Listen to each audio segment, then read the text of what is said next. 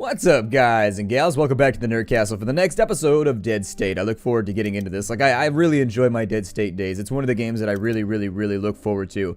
So what we needed to do... Oh, there's a kitty and it's on the medical counter. That's not hygienic. I know where those paws go. I own a cat. And if I had a nickel for every time my cat got out of the litter box and then flicked his foot and fired a little pill-sized turd across the room, it would be probably around 25 cents. I would probably have enough to exchange it for a quarter. It doesn't happen that often. However, litter boxes are disgusting. If you really just think about what a litter box is, it's bad. It's really bad. People had said that Grant had medical skill, and so that's actually something that I'm interested in investigating. If Grant has medical skill, I think I'd rather bring him instead of Elaine. It's rare that I have to make major patch-ups anyways. To explain what I mean, it's rare that I have to heal somebody for like 85, and so while Elaine is capable of healing for a lot, I usually don't let people get that wounded. So let's see here though. Where is Grant? There's Grant. He has 1 in medical. That's not enough, I don't think. I think my character has more in medical than he does. Although that'd be an interesting way to develop my character from here on out. Maybe give him some medical so that we don't have to bring Elaine along anymore. That might not be a terrible idea, actually. Like, get a couple points into medical? Yeah. So if I go... Let's see here. Generating 2 bandages per day from natural resources? What? That's interesting. Do I just get 2 band-aids a day, or does it say what resource it comes from? The player's medical skill restores an extra 5 HP whenever you use medical items.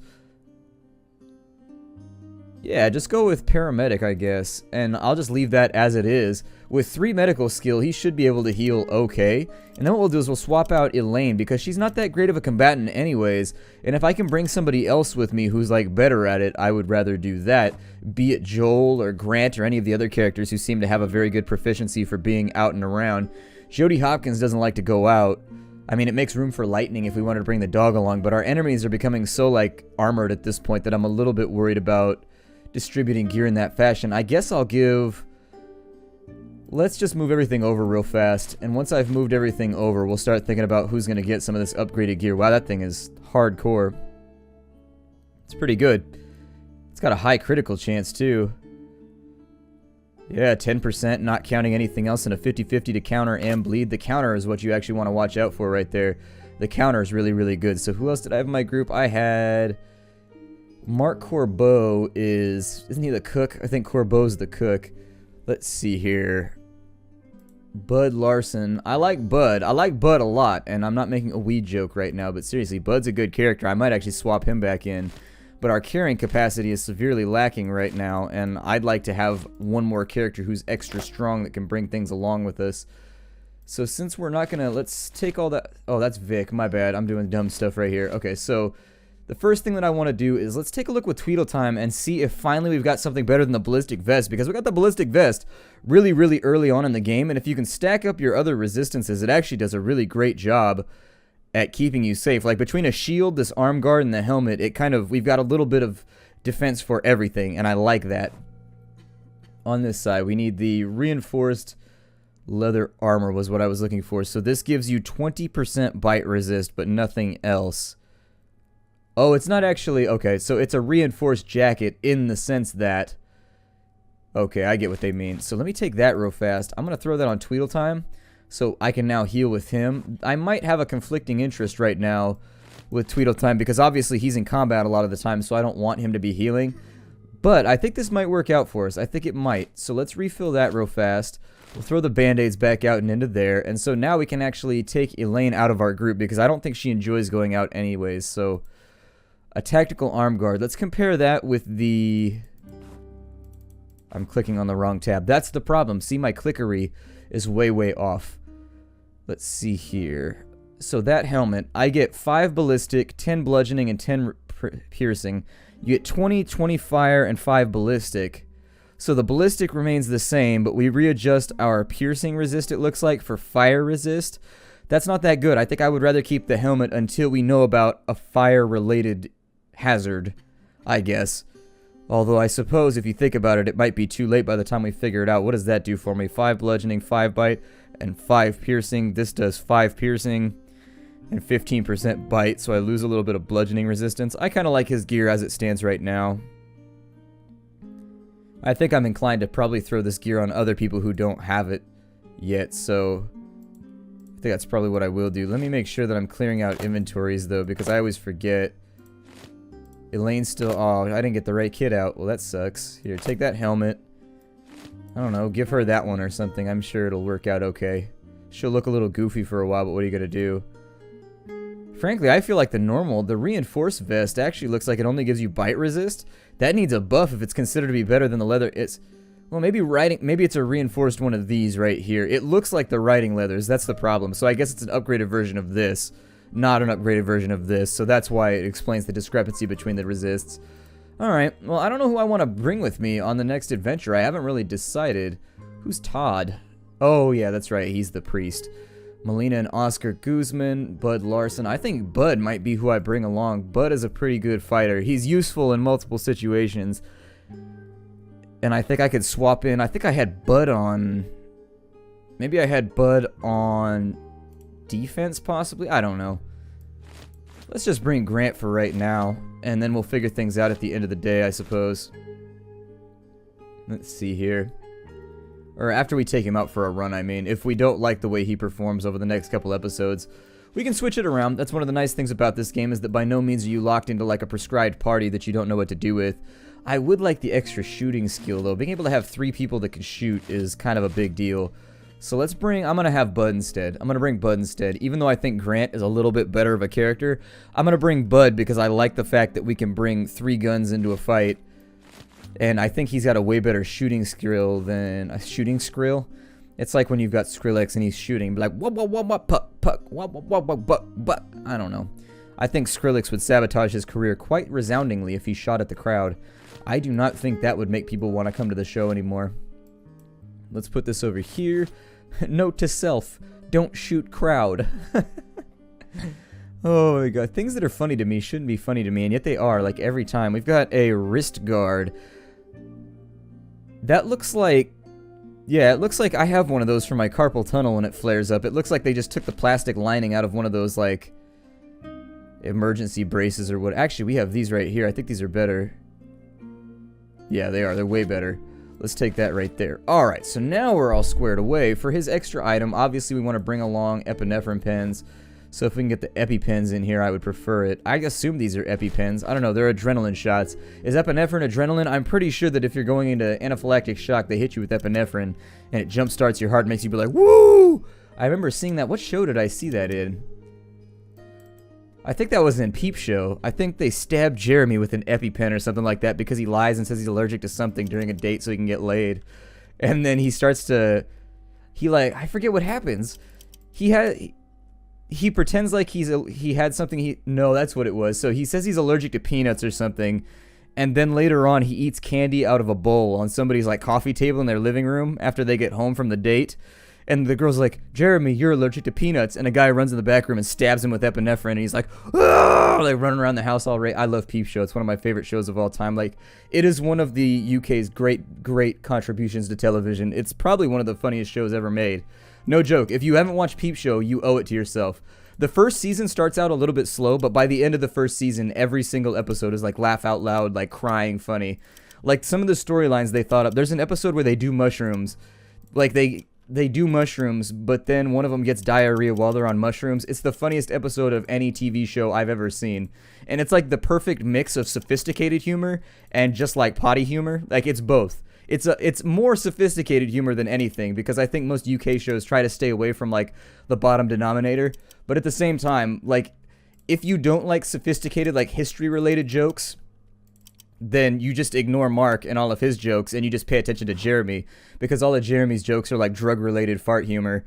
And then if you don't like drug-related fart humor, then you pay attention to Mark, because he actually makes like hilarious jokes about Stalin and like the Iron Curtain. Like he makes sophisticated history jokes.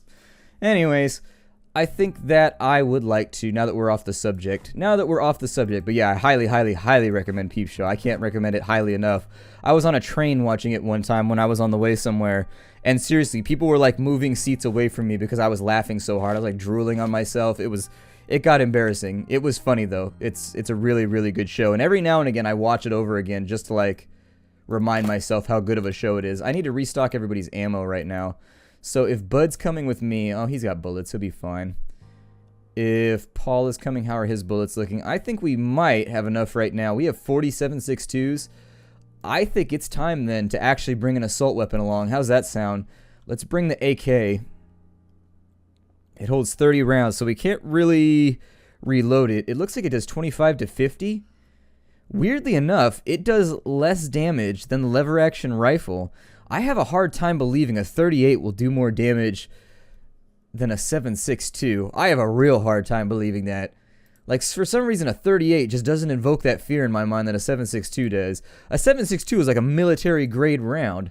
A 38's a pretty... It's a decently sized bullet. I mean, it's not like a 45 or anything, but it's... A 38 will do damage like any other. It's not a 22 round. I mean, you know... I know people that prefer 38s over 9mm. I mean, I don't know. Let's see here. We'll go with Bud Larson. You, sir. Hold on. Who do I have in my party that I was going to take out? Elaine. There she is. Let's take her out of the party. We'll put her on guard duty, I guess, to replace Bud, I suppose. She's gotten better at all of her associated skills, so I don't know. Maybe I could put her on building, like in the garage. Oh, we only have 4 hours till the garage is done. I don't know what I want to do now. You don't want to leave this place when there's only 4 hours left on like some of your builds. Oscar Guzman, why wasn't he working? Didn't he have a stomach ache or something the day before? I think he did. Can I lower this at all by adding more people? With the reinforced fence, what's that going to cost me? A lot. I'm going to have a couple people get started with the workshop then. We'll start taking an edge off the workshop while we're here. Elaine Martin's on guard duty. I'm going to put Renee Cass on the workshop because that's not gaining any benefit from the 4 hours.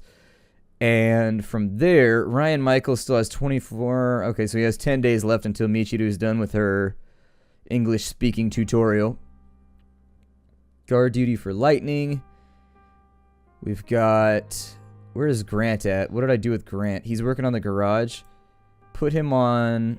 Oh, so he actually... Okay, so he's the last person to reduce it. Let's just wait the 4 hours.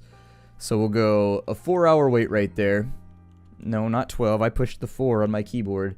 Why is that happening? I'm pushing a 4 there. That's why it's happening, because it doesn't actually... It was saying 124 hours is what it was trying to do. Anyways, we'll wait till like noonish. And so now that we're at noonish, we'll put everybody on the workshop so that we can start building a car, because I think that's pretty important. So there it is. And if we can get that actually down to a reasonable duration, I think we could actually probably... Bud, you're in my party now, Bud. There we go. And if we can get this down to a reasonable duration, like 18 hours, which means it'll be done not today but the day after, we could actually simultaneously work on things. So we have 95 parts remaining. I would say to get started... Priscilla, build me a rooftop garden, I think. That's a good call, I think. And so now that we have her working on that, Melina Guzman can help with the rooftop garden. And everybody else that has no job will additionally help with the rooftop garden so that we can get that down to a duration that is not so appalling as 48 hours.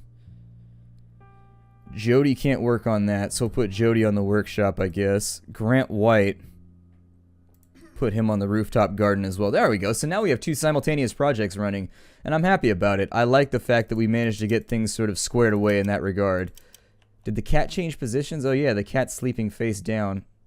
Kitty. I feel better about the fact that there's a kitty up in our place. I like the dog. I like the dog for utilitarian reasons, but actually I like having the cat around too. There would be a resurgence of rats in this game. Like if this actually happened in the real world, not like zombies, but if there was a societal decay, you would be surprised how quickly the rats would come back and just start decimating everything. And believe me, you would want to start having a cat around, although you would want a big cat because like big old forest rats can get huge. To the point where I doubt that even a cat could deal with them. You probably need like a small dog, like a terrier or something to deal with it. That's what a lot of dogs were used for back in the day. Let's go to the Wicked Lily. It's close, and it's easy. It's there, so I'm always one for convenience and location. So whatever, we'll jump in there. We'll see what we can find. I don't know what we're going to find at the Wicked Lily. My guess is that we're probably going to find The Wicked Lily Graveyard? That seems like a weird name for a graveyard. I think the Wicked Lily is more than likely a bar. So let's be careful. I bet coyotes are going to be here or something would be my guess. Did I put my Kukuda? I didn't put my Kukuda. I am also carrying a bunch of gas right now. Well, at least I got some of it done right. So let's reload that. Let me take everybody with a gun and get them all reloaded and ready for combat because it's a big deal. Not having to reload at the outset of a fight like really does change the trajectory of the engagement. So if you can remember to do it, it's kind of a good task to assign yourself to. I know we have a lot of items right now that we could be giving out to people, like a lot of those little goodies that they all want to have. But we'll get to it. We'll get to it. Don't worry about it.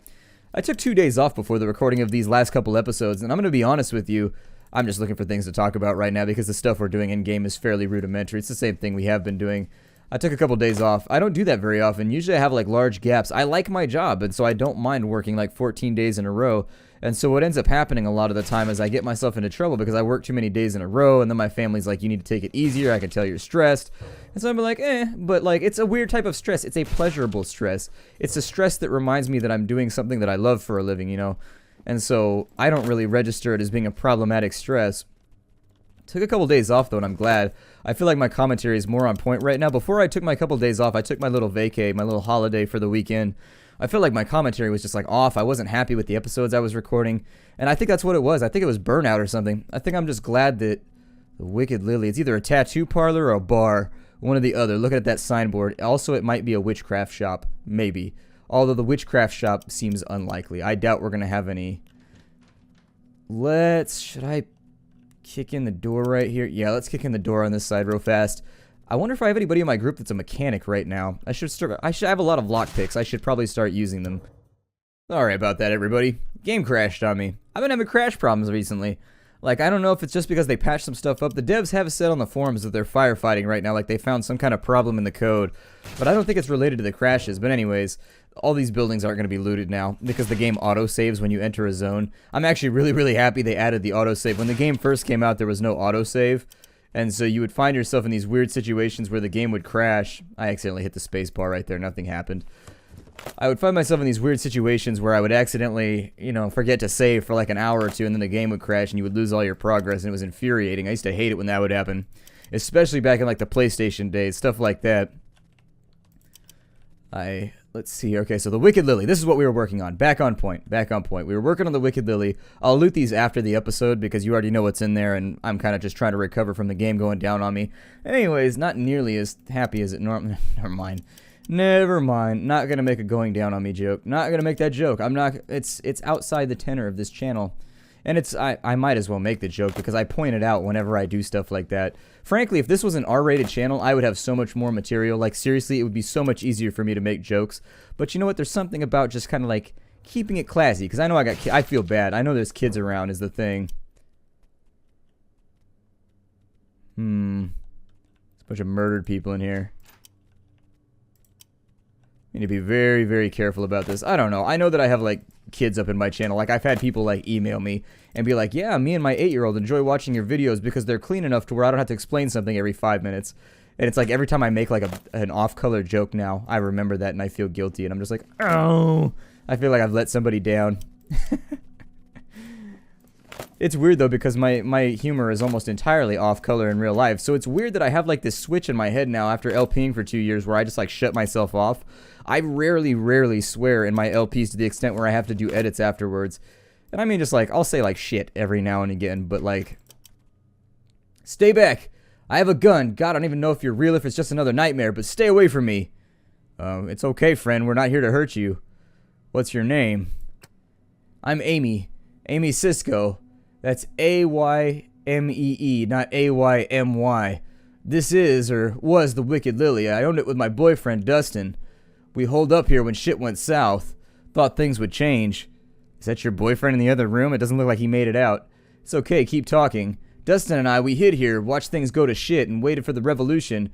What he said was going to be the overthrow of the old order, but it wasn't. Everything just fell apart and never got put back together again. He killed himself, and I've been here by myself, just running out of stuff to eat and drink, and I couldn't even bury him proper, so he's in the other room, and still I can't leave. I don't know where to go or why, and you don't have to stay here, Amy. I've got a safe place. You can come back with us, I promise. A safe place? I guess I don't have anything left here for me. I got all my stuff packed. I mean, I meant to go all at once, but I stared at the door and I kept losing my nerve, I guess. I think I'm ready now, but thank you. No problem. Just stay close and we'll go when I go. That would suck. I can't imagine being alone in this situation. Like, you train for it. When it comes to survivalist training, like when you teach yourself to survive in a bad situation, you learn to do it by yourself because you never want to rely on other people to get things done. Like, for example, it's really, really bad business in survivalism to, like, learn how to do half of a survival project and have another person learn how to do half of the project. That's just not a smart way to go around about your business. And so I can't imagine, though, like, after a while, the psychological effects of a human being alone, because just as a species, we are meant to be with other people. Even a person who's a total, complete loner is an outlier in humanity. Even, like, ultimate loners like to be around certain groups of people every now and again, whether it be friends or family or whoever. They at least like to occasionally check in with these social systems that they have connections with. And being in a situation like this where you are forcibly alone and there's nothing you can do about it, and everybody outside could potentially be somebody that's out to, like, murder you and kill you, I can't imagine just, like, the toll that would take on your psyche slowly but surely. Like, I'd like to think that I would be okay in that situation just based on the fact that I've done, like, long-term surveys just alone and out and around with, like, one or two other people, like, in the middle of nowhere. But even that I don't think would prepare you for it. I mean, I will say that I have had experiences with, like, gun-wielding people walking into the middle of my camp, you know, in the Mojave Desert at 3 in the morning with, like, big-ass dogs and asking you what you're doing out there, and you're just being like, this is public parkland. I'm out here doing a survey for the government. And typically, once you mention the government, they tend to skedaddle because they assume you're on a registry somewhere. But I can't, like, sometimes, like, I remember one time we were out in the middle of the desert. Did I tell this story already? I don't know. We were out in the middle of the desert. I'll tell it anyways because I'm not sure if I've told this. And we were trying to look for a place where we were going to set up camp out in the middle of the desert. And we came to an old mine out there. It was called the Silver Eagle. There's a Silver Eagle. It's an old abandoned mine from World War II out in the middle of the desert. And so we were like, all right, well, there's already, like, a hollowed out flat spot over here so we can pitch a tent and we can, you know, we can turn this into a campsite. It's high-lying so that at night we'll be way up on a hill. It's kind of like a lot of effort for somebody to get here. Even if they see our fire off in the distance, it's going to be a pain in the ass for them to get up here. Chances are it's away from a road. We had to hike into where we camped. Anyways, we get up to the Silver Eagle, and we start investigating, because you should always investigate your campsite when you get there. And we start walking around for about a half mile in each direction, just to kind of, like, mark stuff down and make sure that it's safe. And we come across, like, this camp that's just there, and it looks abandoned. Like, the camp does not look like anybody's been there for a while, but there's just stacks and stacks and crates of ammunition. Like, no joke. Like, there was crates of shotgun shells and crates of, like, small and large caliber rounds. It was just like, it was weird. I'm not sure if it was like a gun runner stash or what the hell it was. I can't tell you to this day. I'm not trying to overemphasize it though, but it was a lot of ammunition. No firearms, but just like crate after crate of ammunition stacked up inside the mine, over here, over there. And we're like, yeah, let's go find another campsite. A number of people have been like, yeah, you should have loaded that on a flatbed and get the hell out of there. But we were on like it was a survey that was on the clock for like an agency, and I really didn't feel like committing theft or dealing with a hostile, potentially illegal element while in the middle of doing my job. I would prefer not to do it, but yeah, it was bad. It was one of those things that sent a real cold shiver down your spine real quick, because I have grandparents that live on the Mexico-United States border, until they tell horror stories how, like, at night you can hear just like gunfire all along the border, because like the cartels and everything just like fight and skirmish out there. Typically they don't mess with Americans because they know that brings a crackdown, but they said that like right on the other side of the border where the United States government has no jurisdiction, they said they just beef it out there, just like you can hear automatic gunfire just like tap tap tap tap tap tap tap tap tap tap as they just like ride around the desert shooting at each other all night. Like super crazy stuff. And so bearing that in mind, and I don't know, I would just rather, whoever stacked that ammunition up at that location, one would assume that they have the firearms to go with all of those bullets, and it's just not something that I felt like tempting. Because somebody else raised that concern in our group. He was a gun guy. He's a big gun guy. He's in the military now, actually. He joined the army after we got done. Anyways, he's in the military now, but he's a big gun guy. He's got AKs and all kinds of guns up at his house. And he had expressed the same thing. He's like, we could just like load a couple of these up and then just like call it in and be like, yeah, there's the area right now, I don't think it's safe, and then we could just like take the ammo with us and then just come back and do the job next week or something. And I'm like, I don't know. I was feeling real sketchy about it. Looks like she brought some stuff along with her. That's nice. That's good. At least she came along with like things that are helpful. She can keep her Glock if it makes her feel better. That location actually turned out to be a whole lot more benign than I thought it would be. That location did not bring in like the amount of trouble that I thought it would. How much fuel do we have right now? Let me see what's going on with our fuel supply, because we have 82 gallons of gas. Well, hell, that sounds fantastic. All right. So with 82 gallons of gas, we're at almost 1,000 morale. Everybody should be looking pretty good right now. But yeah, I told that story before, and most people seem to agree with my assessment that we should get out of there or just not be there anymore. There's been a couple people that have been like, oh, I'd be loading that on a flatbed. But like, yeah, but we didn't have any guns with us or anything. Like, typically when you do a survey, you bring a firearm with you. But one of the stipulations of this survey was that no firearms were to be involved. It was a weird request. Typically people don't have requests like that, but it was odd. It was strange. I don't know. Typically when you go out in the field, definitely bring a gun, because you could be like an hour and a half from the nearest city. And believe me, you think people are crazy in cities, wait till you meet desert folk who haven't had contact with people for the last 20 years, living way out in the middle of the desert, like, you know, just PTSDing out of their minds and stuff. Like, it's just, the people that move away from society to get out into the middle of nowhere are typically out there for a reason. The few that I've met are really, really unstable. And in general, you just get a real bad feeling about being around them. It's just like, I would like to end this conversation as quickly as possible. Like, it's not that I don't want to be friends or anything, but you have crazy eye. And crazy eye is one of those things that I look out for personally. Crazy eye is a big deal. The Foray Outlet Mall. It's actually kind of a humorous name. You're out for a foray of looting. I like how they make some of the names in this game clever. I enjoy it. Like, Bison. I love the Street Fighter reference. I'm probably going to break the episode off right here. We'll eyeball this real fast, and if everything's safe, what I'll do is I'll save and we'll end the episode. I'm paranoid about the game crashing now. My name is Splattercat. Thank you for joining me here at the Nerd Castle for the next episode of Dead State. I look forward to looting this mall. I bet we're going to have Romero references in here somewhere. I feel a little bit of lag taking place, though, so my guess is that this is maybe a two-story complex. Maybe. Every time there's a two-story building in this game, I get a lot of lag. I think it's probably due to the engine. Visual lag, anyways. I lose frame rate. My name is Splattercat. I will see you all in the next episode. Take care, everybody. Hi, and I'll see you next time.